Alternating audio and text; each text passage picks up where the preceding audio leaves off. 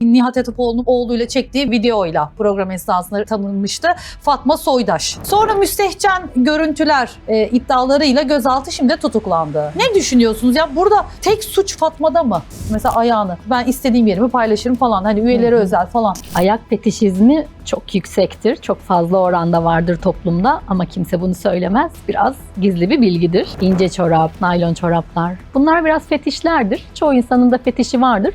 Fetişinin olması da anormal bir durum değil insanların aslında. Kendileri kendini tatmin etme noktasında kimseye zarar vermeden kendi fetişlerini kullanabilir olabilirler. Bu gibi kişiler tarafından kullanılarak paraya çevrildiğinde Necla Özmen, Trump'ın kızı olduğunu iddia eden. zihni ona inanmış. İnanılmaz bir hüzün hissettim ben yüzünü gördüğümde. Yani rol değil. Gerçekten ona inanıyor. Demet Şener ve İbrahim Kutlay bir araya geldi. Eski eşler. Sonunda barıştılar. Çok düşmanca ayrılmışlardı. Ayrılan çiftler beraber tatile gidebilir. Bunda hiçbir anormallik yoktur. Çocuk varsa ama. Ben kıskanca mesela, ben kabul etmem. Eşim diyecek ki ben eski karımla tatile gidiyorum. Hadi oradan. Gidemez. Kocası da kıskanmaz mı kadını? Alıyor eski kocasıyla tatile gidiyor. Ben bunu kabul edemiyorum. Belki birlikte bile gidilebilir. Nasıl yani? Eski Hiçbir kocam, gün- yeni kocam, beraber tatile gideceğiz. Gidilebilir. Neden gidilmesin? Bir adamın burcuna göre evlilik olur mu?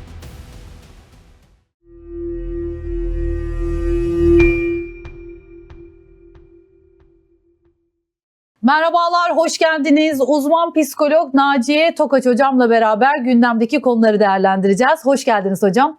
Hoş bulduk Aysu Hanım. Benim için de nazik davetiniz için teşekkür ederim. Güzel bir yayın olacağını umuyorum. Evet, böyle renklerle içimizi açtınız. Pembe pembe, gönlüm sende. Tam yazı getirmişsiniz. Evet, yaz renklerini biraz seviyorum. Renkli giyinmeyi de biraz seviyorum. Sizinle de biraz Uyumlu oldu aslında. uyumlu olalım Evet. istedim. Siz de çok güzel ve hoş Teşekkür giyiniyorsunuz. ederim. Şimdi gönlüm sende demişken o zaman bence Midyeci Ahmet'le başlayalım. Çünkü Midyeci Ahmet yakın zamanda bir evlilik geçirmiş ve boşanmıştı. Ardından Instagram'dan bir paylaşım yaptı. Ve dedi ki taliplerimi bekliyorum, çıkın çıkın gelin. Ve dedi ki benim zaten eş aramaya vaktim yok. Siz bana yazın, ben seçeceğim dedi. Bir yarışma platformu gibi oldu. Evlilik çağrısı yaptı. Bunu nasıl değerlendiriyorsunuz? Erkeklerin yeni normali bu mu? Tüm erkeklerin yeni normali tabii ki bu değil. Ama tabii ki sosyal medyada artık bir tanışma platformu, tanışma aracılığı olmaya başladı. Bunu artık ben çok garipsemiyorum. Çok eski yıllarda biraz tehlikeli görülüyordu bunlar ama şu an artık garipsemiyorum ve herkes orada çünkü. Hepimiz oradayız, hepimiz oralarda hesaplarımız var. Gerçek kişileriz hepimiz. Tabii ki bazen sahte profillerde oluyor ama oralardan birileriyle tanışmak anormal değil. Ancak evlilik için çağrı yapma hali ve ben kişileri seçeceğim gibi bir söylem çok da bana iyi ve sağlıklı gibi bir tutum gelmedi. Evet, bir hoşlandığı kişi olabilir, bir bayan hoşlandığı bir kadın olabilir. Buna bir mesaj atabilir, tanışabilir, oradan bir aracılık tabii ki yapabilir. Ama bu onun kendi mahrem dünyasında olması gereken bir şeydir. Kendi içinde olması gereken bir durumdur. Böyle herkese ilan etmek, işte taliplerimi arıyorum kısmı, o evlilik programları vardı. Biraz oraları çağrıştırır gibi oldu aslında. Aynı oradaki tutumlar gibi bir şey yaptı. Amacı neydi kendisinin? Biraz bana reklam kokan tutumlar gibi geldi. Ama hani böyle bir şey yapan bir insanın psikolojisini biraz değerlendirirsem, biraz böyle kendi özseverliği yüksek, narsizmi yüksek. Ben seçilmem, seçerim. Evet, biraz ben seçilmem, seçerim. Çok istenen olduğunu bilmek isteyen. Çünkü oraya binlerce yorum gelecek. Bir de tanınmış bir kişi kendisi. O yorumlar üzerinden kendisi biraz tatmin olacak. Kişisel tatminini sağlayacak. Görünürlüğünde artış olacak. Bu bir reklam politikası da olabilir bu arada. Ama tam bir de narsistin istediği bir şey. Sevilmek, daha çok kişinin yazması. Daha fazla kişi tarafından dikkate alınmak, yazılması, konuşulması, birçok yerde konuşulacak çünkü böyle biz de konuşuyoruz şu anda. Birçok platformda ve kişide de konuşulacak. Biraz böyle bir reklam kokan, kendini konuşturmak isteyen, görünürlüğüne fayda sağlayan bir tutum gibi geldi bana açıkçası. Peki gerçekten de bu çağrıdan sonra sosyal medyadan, Instagram'ın üzerinden evlenirse o evlilik yürür mü? Şöyle söyleyeyim, artık dediğim gibi bu platformlar, bazı tanışma uygulamaları vesaire artık bir tanışma aracılığı ve insanlar buralardan gerçekten tanışıp ilişkiler yürüten, evlenen insanlar da var mı? Var. Yürüyen de evlilikler var, gayet iyi yürüyen, ama bunlar tabii ki orası bir vesile oluyor insanlara tanışmaya. Sonra reel hayatlara geçiyorlar. Realde görüşmeler yapıyorlar, birbirlerini tanıyorlar. Aynı bir arkadaşın tanıştırması gibi bir hale geldikten sonra ilişki gerçekleşebiliyor, normalleşebiliyor. Ama o şahsın özelinde, işte Midyeci Ahmet'ti. Onun özelinde söylersem ne kadar gerçek olur, ne kadar güvenilir olur, ona kendisi bakacak ve kendisi karar verecek. Mesela biz yayına girmeden önce hemen ben videoyu da size izlettirdim. Yeni bir video paylaşmış. Midyeci Ahmet şey diyor işte, ben kendime bugün yine aynada baktım, yine çok hoşum, yakışıklıyım falan, böyle özgüven tavan yani. Hani gören de Murat Özçivit zannedecek, yani o kadar da değilsiniz Ahmet Bey, siz de değil mi yani? Biraz abartı değil mi? Yani beden diline baktığımızda sizin tarafınızdan. Orada biraz yine ben kendi özseverliğinin, böyle bir narsizminin yüksek olduğunu düşünüyorum, görüyorum. Biraz aynaya bakma, aynada kendime bakmadan duramıyorum hisleri, düşünceleri biraz bize böyle narsizmin kokusunu verir. Ama öyle midir, değil midir, tabii ki kesin olarak bir şey söyleyemem. Ama bir böyle kendini gösterme, kendine bakma ve sürekli kendine bakma hali, kendinin ne kadar hoş, yakışıklı, güzel olduğunu sürekli söyleme hali de aslında çok altta yatan biraz değersizlik algısını da bize gösterir. Mesela çocukluğunda çok sevilmemiş ama sevin beni gibi bir şey mi bu? Tam anlamak için soruyorum. Artık nereden kaynaklanıyorsa bu değersizlik algısı, çok altta değersizlik algısı yatar. Ama kişi gündelik hayatında hiç kendisini değersiz hissetmiyor, önemsiz hissetmiyor. Hatta çok değerliyim, çok önemliyim gibi bir izlenimde bulunuyordur, kendini böyle gösteriyordur. Çünkü bilinç dışı o değersizlik algısıyla karşılaşırsa bununla baş etmekte zorlanır. Karşıt bir tepki kurarak kendini çok beğenen, kendisiyle çok barışık, çok özgüvenliymiş gibi bir tutum sergilemesini sağlar. Ama aslında altta yatan bilinç dışında daha değersizlik algıları daha yüksektir açıkçası. Şimdi erkekler bana kızmasın da ben bunu hep söylüyorum aslında. Bu Instagram'da da mesela sosyal medya platformlarında da sürekli video paylaşan erkekler bana o kadar itici geliyor ki, bir de o oturdukları fazla böyle bacaklarını açıyorlar. Lüks mekan. Yani sürekli hikaye atan erkek. Senin işin gücün yok mu kardeşim? Hani Seda Sayan diyor git çalış. Sevmem uyuyan adamı dediği gibi, yani ben de sevmiyorum Instagram'da fotoğraf paylaşan erkeği.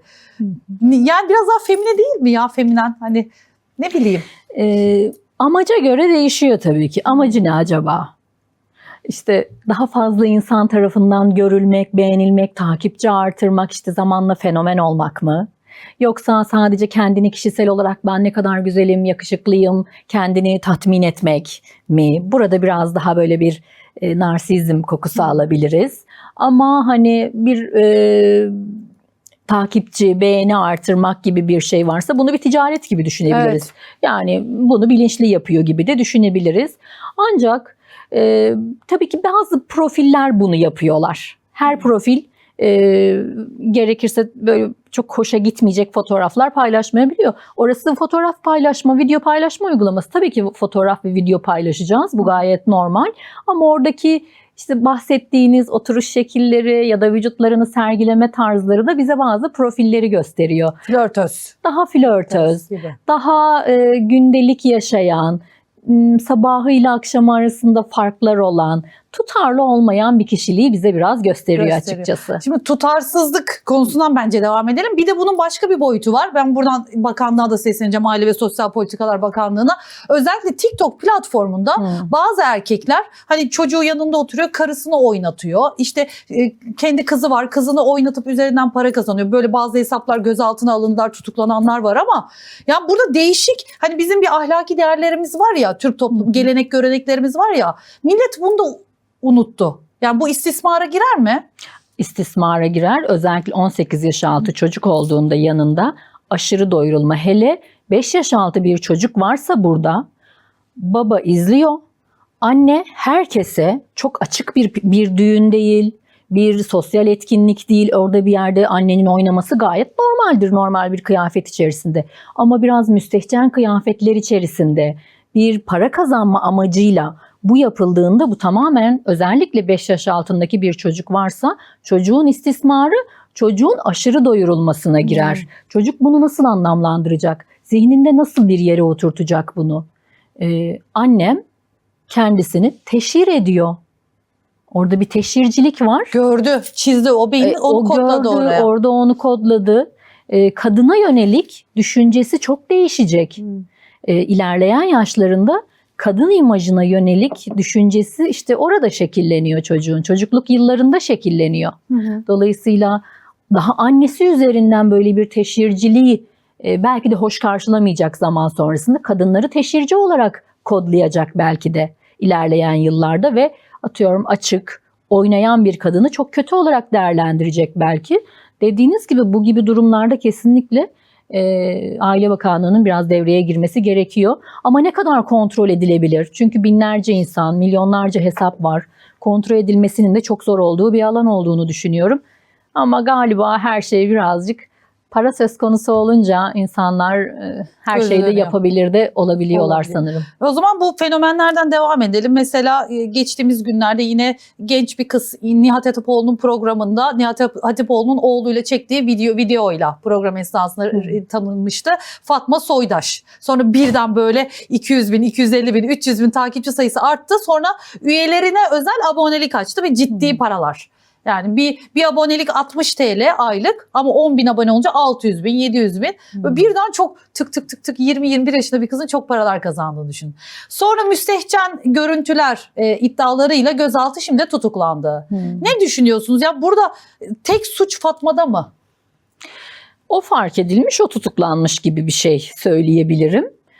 Bu aboneliklerde vergisini verdiği takdirde ve İzleyenlerde de suç var mı mesela? Düzgün bir iş yaptığında sorun olmaz herhalde ama çok takipçili hesaplar, çok fazla göz önünde olan hesapların takipçilerini kontrol etmek tabii ki zor ve o takipçiler yaşları küçük olabiliyor, yaşları büyük olabiliyor, istismarcı insanlar oralarda olabiliyor, pedofiller oralarda olabiliyor. Onlara karşı onlar işte dediğiniz gibi 60 lira 70 lira bir abonelik ücretiyle çok rahat bu görüntüleri çok rahat izleyebiliyorlar.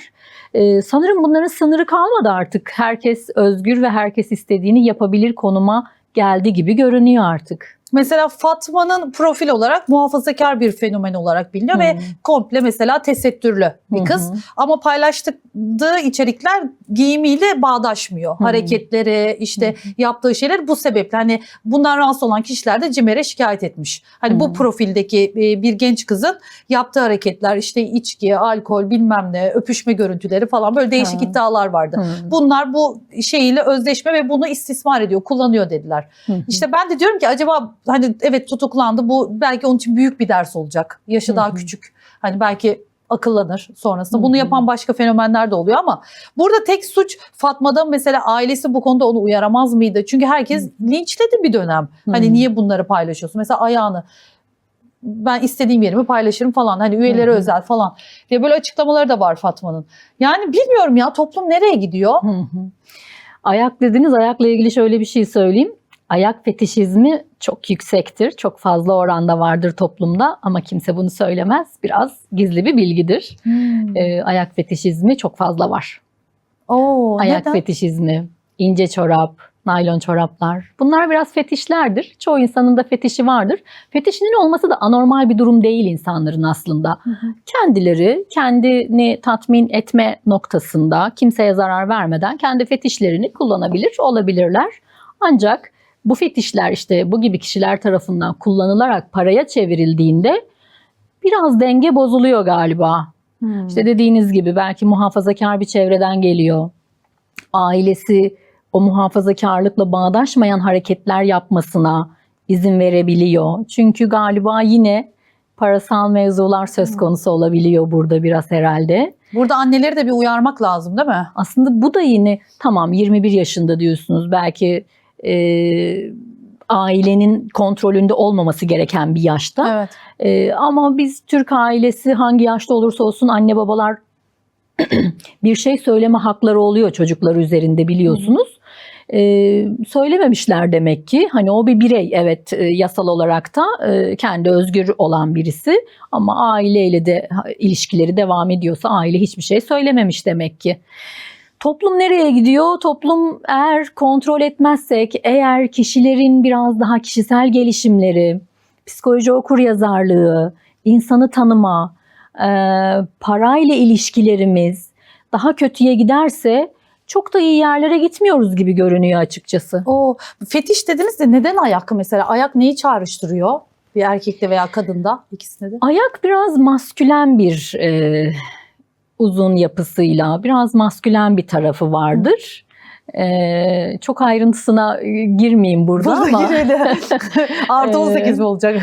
yani olabilir. Hı. Çok ayrıntısına girmeyeyim ama böyle herkesin var. Herkesin fetişleri olabilir. Cinsel dünyada herkesin fetişleri, arzuları, istekleri, onları uyandıran, arzularını daha fazla ortaya çıkarabilen, kimseye zarar vermeden yapabilecekleri fetişleri olabilir.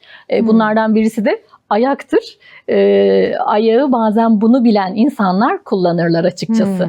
O bilinçli yapıp bir paylaşım Evet, diyorsunuz. bilinçli Yani bunu yapılan bir paylaşım da olabilir. çekiyor diye. Hı hı. Mesela şeye bakalım. Dilan Polat meselesi. Biz bunu aslında canlı yayında da konuşmuştuk. Böyle kısa herhalde o dönem. Dilan Polat şimdi kocası Engin Polat'ın hesabı üzerinden paylaşımlar yapmaya başladı. Çünkü hesapları Türkiye'de erişime kapatıldı. Öyle mi? Evet. Bayağı oluyor. Şimdi tabii hocamın haberler bende, yorumlamak size. Şimdi bayağı da ciddi konular var. Hakkında daha önce de biliyorsunuz kara para Evet. akımı vesaire falan filan. En son bu Can Polat'ın vurulması, aileden birisinin mahvettik olaylar Evet, falan onu filan. duymuştum. Devlet tamamen kapattı artık hesaplarını ama bu sosyal medya bağımlılığıyla alakalı bir haftada kliniğe de yattı. Ama mesela ben bir arkadaşını konuk almıştık buraya, Dilan Polat'ın. Çocuk demişti ki şarjı %1 olduğunda kriz geçiriyor evde. Çığlıklar, hemen şarja takın, telefon kapanacak falan diye. Efecin gelmişti buraya. O da fenomen. Ondan sonra kıyamet kopuyormuş etrafında, sinir krizleri. Şimdi Engin Polat'ın üzerinden, kocasının üzerinden paylaşım yapıyor tekrardan. Bu bağımlılıklardan kurtulamıyor mu insanlar? Ne? Demek ki bu artık kesinlikle bağımlılık. Biz teknoloji bağımlılığı, sosyal medya bağımlılığı, bunları konuşuyoruz. Bunlar aynı. Diğer işte alkol, yasaklı maddeler gibi bağımlılık alanı olarak değerlendirildi ve literatüre de girdi. Kesinlikle bir teknoloji bağımlılığı, şu an sosyal medya bağımlılığı, gelişmeleri kaçırma korkusu, FOMO, mesela sosyal medyada veya işte medyadaki herhangi bir gelişmeleri kaçırma korkusu, bunlar tanımlanan patolojik sorunlar. Bunlar var. Demek ki bu kişide de, Dilan Polat'ta da böyle bir durum var. Bir hafta klinikte yattı, bitti mi iş? Yeterli olmaz. Bir hafta hem O da mı yeterli reklam? olmaz. Bağımlılık için biraz daha uzun soluklu bir tedavisi de gerekir. Ve sosyal hayatında da ona uyumlu bir hayatının olması gerekir ama anladığım kadarıyla onun bütün hayatı sosyal medya üzerinden kazanılan ve sosyal medya üzerinden de devam eden bir hayatı var. Çok aşırı tanımıyorum ama oradan bir kazancını sağlayan, oradan devam eden de bir hayatı var. Şimdi bu kişi nasıl sosyal medyayı bıraksın? Yani çok ciddi bir detoks, perhiz, bırakma yapması gerekir. Ay, ama orada bir kendini gösterme çabası işte. Evet. Görünür olma. Yani kavgalarını bile sosyal medyada yapıyorlar. Yani bir de şeyde de var, o TikTok'ta da sevgililer bıçaklı, kanlı bıçaklı kavgalar. Ay aman Allah'ım, çok tuhaf bir hal aldı. Bir de görünür olan bir başka isim var. Necla Özmen. Trump'ın kızı olduğunu iddia eden, hatta NATO zirvesi Ankara'da gerçekleşirken babamla tanışacağım, babamı göreceğim falan diye de böyle, hatta böyle gerçekten de böyle önemli psikologlar falan da kendisi hakkında artık yorum yaptı. Haberlere bile çıktı. Ne diyorsunuz Necla Özmen'in durumuna? Evet, ondan haberim var. Çünkü haberleri de çıktı. Oldukça ilginç de bir durumdu. Biraz araştırdım onu. Ailesi herhangi bir açıklama yaptı mı? İşte evlatlık alınan bir çocuk mu, kardeşleri var mı gibi. Ailesinin bir açıklamasının olmadığını duydum. Kardeşlerinin de öyle bir açıklaması olmadığını duydum. Hani bu savını destekleyecek hiçbir kanıt yok ortada. O zaman biz bunu ne diye değerlendiririz? Kendi hayal gücünün ürünü gibi değerlendiririz. Burada biraz Tanrı, delüzyon gibi kısımları değerlendiririz. Onu sanırım Arif Hoca, Arif Verimli sanırım belirtmiş. Şimdi kişiyi görmeden yorum yapmak çok zordur ama Arif Hoca da oradaki olup bitenler üzerinden yorum yapabilecek birisi. O şey demiş işte, hani DNA testi yapılsa Trump'ın kızı çıkmasa bile kabul etmeyecek. Eğer bir şey sanrıysa evet kabul etmez. Kişi onu sonuna kadar kesinlikle bu Ben o inanıyor çünkü. Zihni ona inanmış. Zihni ona videolarını gördüğümde evet kesinlikle inanıyor. Nasıl beni görmeden gidersin diyor. Evet. Yani orada Kendinden geçmiş. çok ciddi bir hüzün, inanılmaz bir hüzün hissettim ben yüzünü gördüğümde. Yani onu yaşıyor mu gerçekten? Evet. Rol değil. Rol değil. Gerçekten ona inanıyor. Kendini de inandırmış. Evet, tamamen ona inanıyor.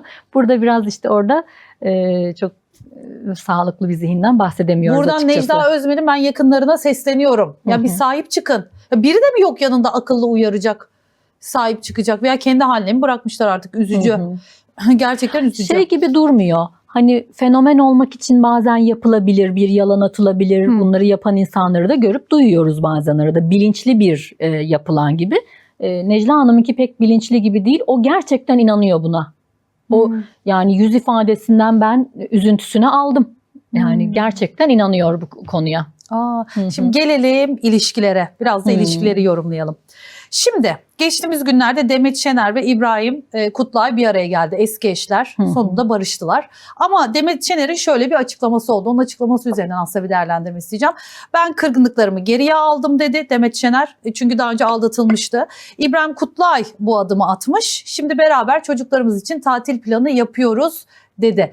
İbrahim Bey acaba yaş aldıkça ve üzerinden yıllar geçince bir yalnızlık mı hissetti? Neden böyle bir adım atma gereği duymuş olabilir? Çok düşmanca ayrılmışlardı. Yaş geçtikçe, yaş büyüdükçe insan tabii ki deneyimleri de arttıkça biraz daha aklı selim düşünmeye, daha dürtüsel davranmamaya başlıyor açıkçası. Biraz böyle daha sakin, daha oturaklı, daha böyle sakin bir yaşam arzulayabiliyor.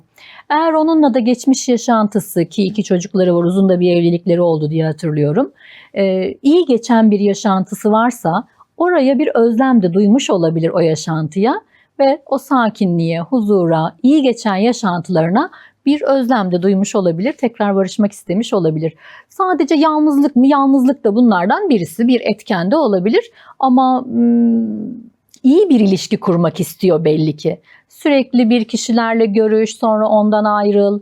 Yani biraz böyle devamlı değişen bir ilişki, değişen bir eş faktörü, partner faktöründen ziyade daha kendisini tanıyan, bilen, çok yorulmayacağı, kendini anlatmakla çok yorulmayacağı bir ilişki de istiyor olabilir. Onun için de biraz eski eşe dönmüş olabilir. Peki asıl soru. Şimdi burada boşanan çiftler de vardır, onu soralım. Ayrılan çiftler beraber tatile gidebilir mi? Bu normal mi? Ayrılan çiftler beraber tatile gidebilir. Bunda hiçbir anormallik yoktur. Çocuk varsa ama. Ben kıskanca mesela, ben kabul etmem. Benim hani boşanmış olacak, şeyim olacak. Eşim diyecek ki ben eski karımla tatile gidiyorum. Hadi oradan. Gidemez. Bence yani benim fikrim. Ama siz diyorsunuz ki gidebilir, yani uzman görüşü. Evet, gidebilir. Ayrıldıktan sonra iyi arkadaşlıklarını sürdürebiliyorlarsa eş olma faktörü ortadan kalkıyor ama arkadaşlığa geçebiliyorsa bu ilişki, evet, neden tatile de gitmesinler? Ama mesela kocası da kıskanmaz mı kadını? Alıyor eski kocasıyla tatile gidiyor. Ben bunu kabul edemiyorum. Belki birlikte bile gidilebilir. Nasıl yani? Neden olmasın? Bitmiş bir ilişki. Oraya ilişkin hiçbir libidinal yatırım kalmamış. Eski kocam, yeni kocam, beraber tatile gideceğiz. Gidilebilir. Neden gidilmesin? Herkes yaşamlarında ayrı. Artık arkadaşlık faktörü olduğu takdirde neden gidilmesin Aysu Hanım? Bilmiyorum ya. Ancak tabii ki dediğiniz gibi işin içine kıskançlık veya işte eski ilişkinin kötü bitmesi veya eski ilişkideki çok fazla ortaya, yeni evliliğe çok fazla taşınan bir eski ilişki varsa, o zaman tabii ki dediğiniz gibi eski ilişkiyle ilişkileri sürdürmek istemez tabii ki kişi. Ben gitmem, yorumlara yazın. Gider misiniz? Yani bilmiyorum, bunu aşmam gerekiyor herhalde ama şimdi düşününce yok.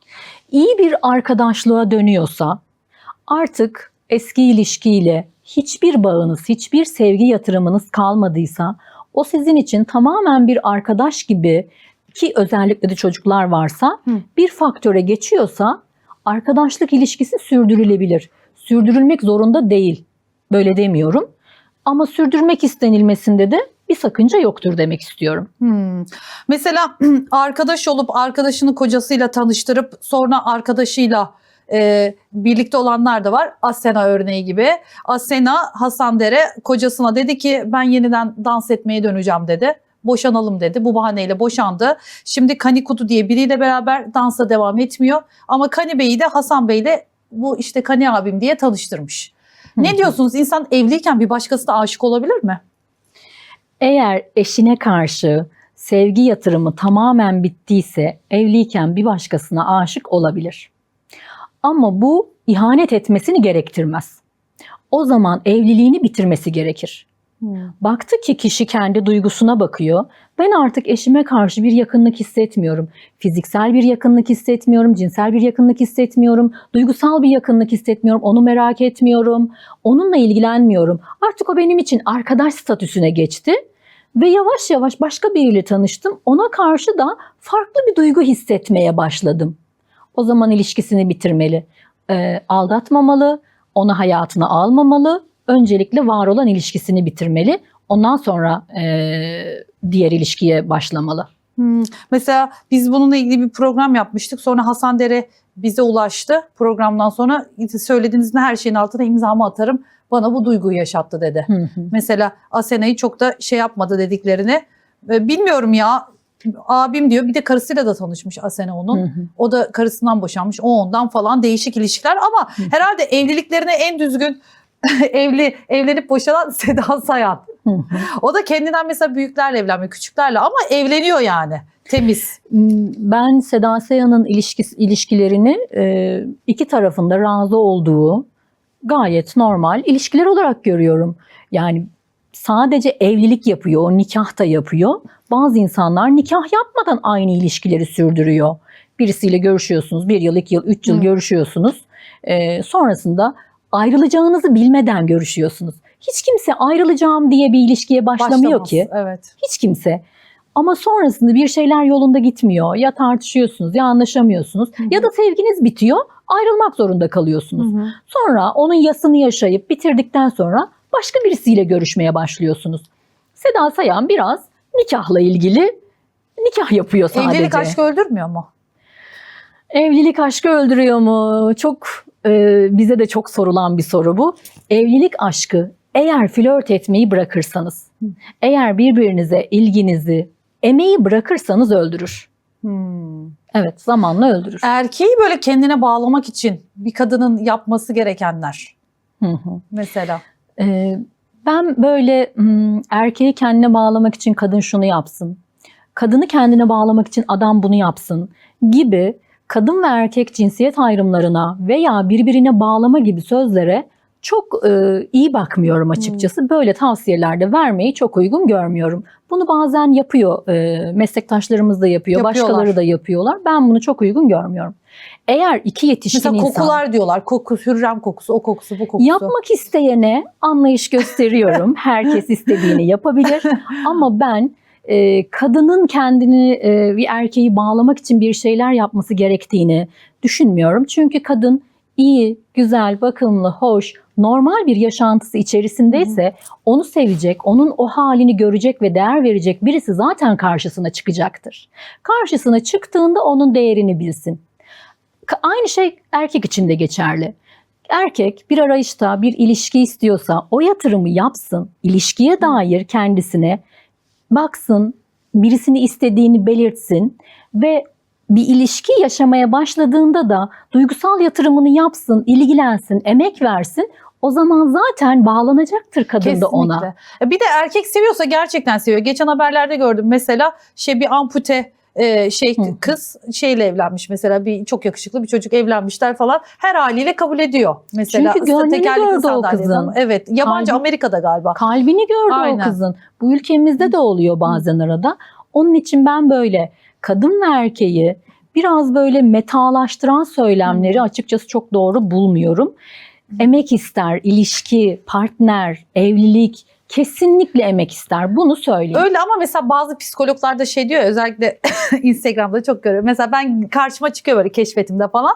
Hani diyorlar ki kadın her daim güzel olmalı. Kadın her daim heykel gibi olmalı. Erkeğin yanında hiç kusurunu göstermemeli diyenler de var. Katılıyor musunuz bu meslektaşlarınızın bu söylemine? Kesinlikle katılmıyorum. Sevgi çünkü kalple olan bir şey. Şunu demiyorum. Paspal olun, temiz olmayın asla demiyorum. Ama insan öncelikle zaten kendisi için temiz olmalı. Kendine bakmalı. Evet. Kendisini güzel görmeli. Kendisiyle barışık olan insan partnerine de güzel görünür zaten. Onun gözüne de güzel görünür zaten.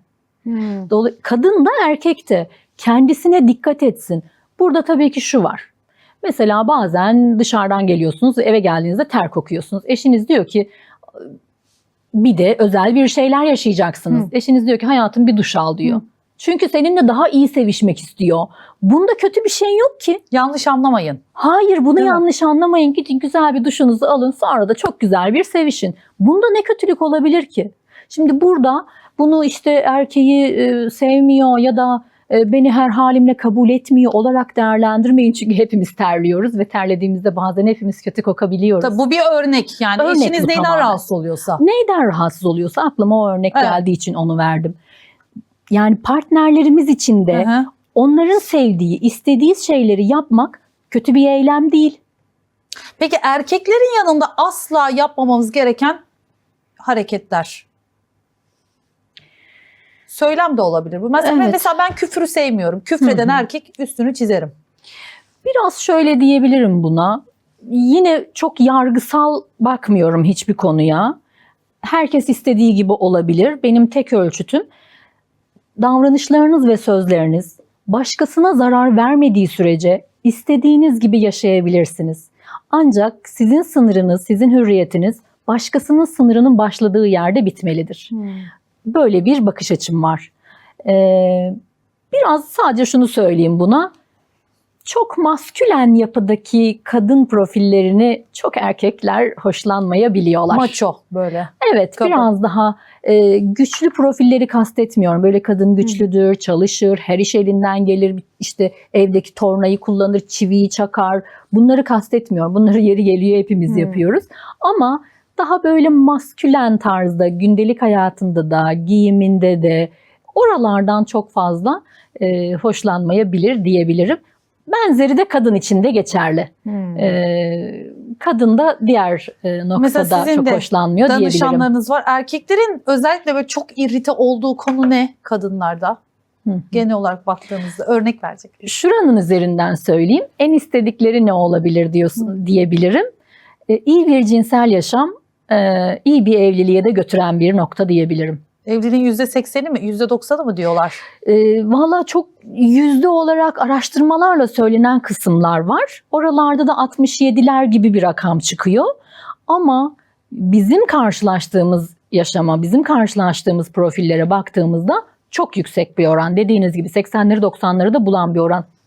Şuralar hariç eğer kişilerde patolojik bir sorun varsa, mesela patolojik bir yalan söyleme, sürekli yalan söylüyor, bir aşağılama, narsistik bir tutum yani kişilik bozuklukları varsa veya sorumsuzluk varsa, kadın veya erkek, ciddi bir hastalık profili varsa buralarda cinsellik çok iyi olsa dahi oralar öne geçiyor, sorunlu kısımlar daha öne geçiyor. Bazı erkeklerde de aldatma hastalığı var. Olsa da bir sürü hani sürekli aldatıyorlar.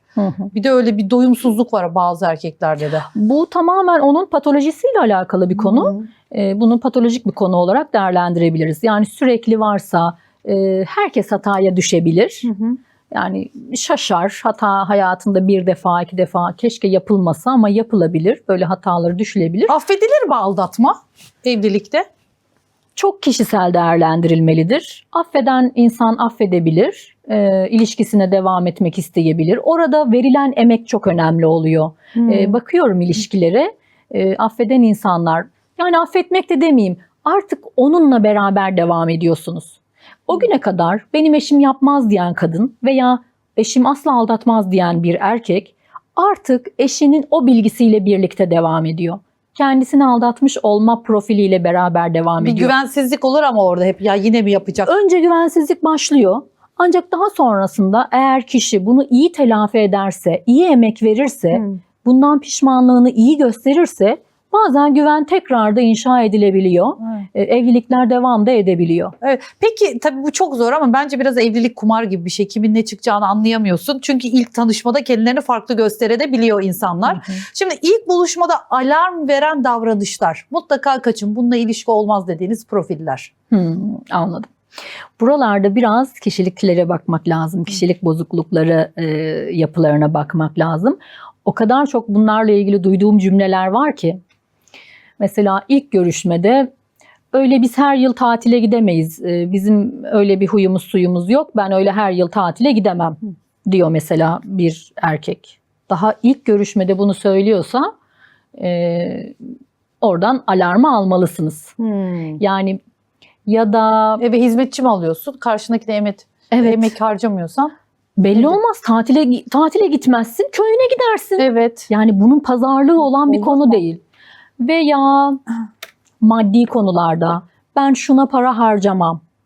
Ya da şu bence çok saçma, buna para harcanır mı? Kadınlar işte AVM'de gezip sürekli alışveriş yapıyorlar. Daha böyle cinsiyetçi söylemler, kadından veya erkekten gelen cinsiyetçi söylemler. Bunlar belki alarm işaretleri olabilir. Çünkü ben evlilik veya ilişkiyi şöyle değerlendiriyorum. Sadece o kişiyle şu an için birlikte olmuyorsunuz. Belki yarın öbür gün evleneceksiniz, çocuklarınız olacak. Çocuklarınıza baba, çocuklarınıza anne seçiyorsunuz. Çocuğunuzun yarın ki sizden sonraki bir kuşak olacak. Artık alfa kuşağı var, betalar, başka kuşaklar gelecekler. O kuşakların huyu suyu sizlerden farklı olacak. Onun herhangi yapacağı bir davranışa, çocuğunuzun yapacağı bir davranışa nasıl tepki vereceğini de belirliyorsunuz aslında şu an eş seçerken. Sizin için ya idare ederim, bakarım sorun değil diyeceğiniz bir konu zaman sonra çocuğunuz ortaya çıktığında idare edilemez bir konu haline gelebilir. Onun için idare edebilirim, ya halledebilirim gibi diyebileceğiniz bir konu varsa hayır, o ilişki evliliğe dönmesinde soru işaretim vardır kesinlikle. O zaman ben yine Seda Sayan'a döneyim. Bravo ona, yani hemen evliliğe döndürüyor ilişkileri de ama ben onu biraz dominant karakter olarak görüyorum. Mesela yanında Çağlar da şimdi. O hayır diyor, dur diyor. Röportaj yaparken bile daha böyle bir baskın bir karakter. Seda Sayan çok baskın bir karakter ama Tabii biliyoruz. o mesleğinin gereği de herhalde değil mi? Erkekler bunu kabulleniyor. Yıllardır da kendisi söylüyor, ben kadırgalıyım. İşte yaşadığı yerden, doğup büyüdüğü yerden de bahsediyor. Biz onu biliyoruz. Program yöneticiliklerinde de çok gördük. Kişilere karşı nasıl karşı çıktığını çok gördük. Değil mi? O sabah programlarında çok sert insanlarla da karşılaştığı zamanlar oldu. Yapısı onun daha baskın bir yapıda. Onunla da bakın geçiniyor. Çok da iyi ilişkiler kuran insanlar evliliklerde yaptı açıkçası. Evet. Biz canlı yayında da konuşmuştuk ya, Haluk Levent'e. Kadınları nasıl aldatıyor falan diye. Bu arada onda bir dipnot düşelim. O kadınlar da mesela vermişler borç, para 2'ye katlanıp alınca tekrardan borç vermişler falan. Öyle bir mevzu da var yani. Sadece orada kuru sevgi değil, salt. Anladım. Parasal bir şey de varmış. Orada zaten demiştiniz belki kripto veya başka bir şey de olabilir. Çünkü çok yüksek miktar paralar. Hani bu parayı birine verirken o paranın karşılığı gelecek gibi de düşünmeniz de gerekiyor sanki. Yani orada sadece sevgi olmayabilir. Çok yüksek miktar paralardı çünkü.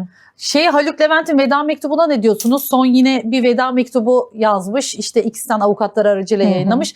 Orada hem diyor hani evet yine aynı şeye vurgu yapıyor. Evet hani parayı geri yerine koyacaktım. Hani ondan sonra bu bir usulsüzlük olabilir, usulsüzlük ama yolsuzluk değil ama diyor. Çocuklar da benim hayatımdan örnek alsın demiş mesela. En son ben o kısmına da. Demek ki aslında bir yandan da kabul ediyor. Günah çıkarmış gibi geldi bana. Siz ne diyorsunuz? Benim bu son yaşananlar üstüne şöyle bir geçmişe de baktığımda aslında hep kendisiyle biraz barışık ve kendini tanıyan birisi. Bana güvenmeyin diyor açıkça. Parayla ilgili kumarla ilgili kısımlarını da söylüyor açıkça. Ne olduğunu bilen birisi. Buradaki hatası bu ne olduğunu bilen birisi olma hali onu bu dernekler, vakıf bu gibi işlere belki dediğim gibi girişmemesi gerekirdi. Oradaki çok güzel bir para geldi oradan. O derneğin parasını evet geri koysa bile kullandı mı kullandı. Yani bu çalıştığınız bir yeri zimmetini geçirmek gibi bir şeyle aynıdır. Halkın parasını alıp oraya kullanıyorsun sonra geri koyacağım. Ama halk o parayı sen önce kullan sonra geri koy diye vermiyor ki, direkt yardıma gönderiyor. Aynen öyle. Oraya belki girişmemi, kendini bilme konusunda oraya girişmemesi belki gerekirdi. Aynen. Ama insan tamahkardır Beşerde, ve şaşarda. daha fazlasını herkes arzulayabiliyor biraz. Daha fazlasını kendini bilip kendim ben neyim, ne kadara ihtiyacım var, ne kadarla tatmin olurumu bilmek biraz açıkçası kendini çok geliştirmiş olmakla, kendini gerçekleştirmiş olmakla çok ilgili açıkçası. Belki de bu karşısına çıkan ikinci fırsatı hani Türk halkı nezdinde güvenini kırdı. Bunu daha da iyiye kullanabilirdi belki. Ay tuhaf ya, gerçekten üzücü bu arada. Ben en üzüldüğüm olaylardan biri. Yani Türkiye Cumhuriyet tarihinin en büyük dolandırıcılıklarından biri gibi gözüküyor. Bakalım iddianamede ne çıkacak. Şimdi bu arada program bitirmeden şeyi gördüm. Sabah buraya gelirken bir araştırma yapılmış. Türkiye narsist hayranlık düzeyinin en yüksek olduğu 5 ülke arasında yer almış. Nijerya, Irak, Çin, Nepal, Türkiye en narsistik oranının yüksek olduğu ülkelermiş. Ne diyorsunuz buna? Narsist hayranlık diyorsunuz. Narsist hayranlık, evet. Burada şöyle bir şey var. Kendine güvenli görünen, kendini sunmaktan çekinmeyen, görünür olmaktan çekinmeyen insanlara hayranlık duyma. Demek ki biz bunları çok yapamıyoruz. Daha içe dönüğüz. Çok özgüvenli değiliz. Kendimizi görünür olmaktan hoşlanmıyoruz ya da yapamıyoruz. Demek ki biraz böyle bir rahat olan, kendini ifade ettiğini zannettiğimiz ki narsistinki tamamen bir yanılgıdır aslında. O tiyatro oynuyordur, o sahnesini, onun için yaşayan bir sahnedir. O sahnesine hayran oluyorsunuz onun aslında siz. Sonra sahneden indiğinde, sizin hayatınıza girdiğinde gerçek haliyle karşılaşıyorsunuz onun aslında. Oraya hayranlık besliyoruz demek ki. Eğer böyle yapan insanlar varsa, bu çok özgüvenli görünen, çok narsist insanlara hayranlık duyan insanlar varsa lütfen kendilerine baksınlar. Kendilerinin özgüvenlerini geliştirsinler. Hiç böyle olmaya gerek yok. Ben ülkemizin insanların çok iyi niyetli olduğunu düşünüyorum. Biraz daha kendilerine güvenmesi gerektiğini düşünüyorum. Evet. O zaman son soru da astrolojiden gelsin. Bu arada burcunuz ne? Burçlara çok inanmıyorum ve bu alanla da çok ilgilenmiyorum açıkçası. Ama siz sorun, buyurun, ben yorumumu yapacağım. Peki bir adamın burcuna göre evlilik olur mu? Mesela burcu şuymuş, aman vazgeçeyim ben bu ilişkiden, ya da bu burç tam bana göre, bununla evlenirim. Ne diyorsunuz? Adamın burcuna göre evlenilir mi? Buna şuradan başlayayım bu soruya. Neden burçlara inanıyoruz? İnanma gereği duyuyoruz ve inanmak istiyoruz. Çünkü belirli olmak istiyoruz. Belirsizlik istemiyoruz. O adam, o kadın hakkında bilgi sahibi olmak istiyoruz. Çünkü tanıyarak zaman kaybediyoruz. Hemen bilmek istiyoruz. Bu gelecekte beni aldatır mı? Bu gelecekte sorumsuz olur mu? Bu bana yardımcı olur mu? İyi bir baba olur mu? İyi bir eş olur mu? Benimle ilgilenir mi? Her şeyi belirlemek istiyoruz. Ama insanı tanımak emek ister, zaman ister, görüşmeler ister. Hatta 10 yıl, 20 yıl sonra bile özellikleri ortaya çıkan insanlar var. Çünkü insan bir taraftan da dinamik bir varlık olduğu için daima gelişiyor. Bugün evlendiğiniz kişi 10 yıl sonra aynı kişi olmayacak. Çünkü o da gelişecek, siz de gelişeceksiniz. Belirli olmak istiyor. Onun için insanlar burçlara bu kadar önem veriyorlar. Emek verin diyorsunuz yani. Astrolojiyi takip ediyorlar.